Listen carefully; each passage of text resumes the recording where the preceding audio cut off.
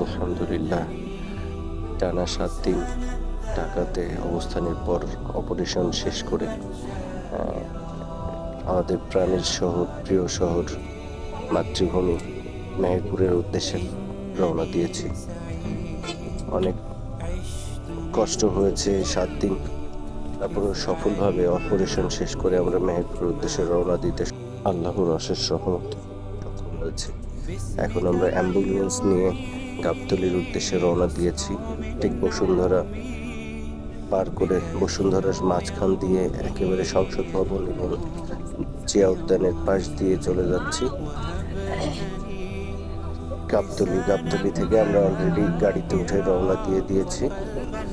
দেখতে পাচ্ছেন আমরা এখন ফেরিঘাট হয়ে চলে যাব মেহেরপুর, আমাদের প্রাণের শহর মেহেরপুরে।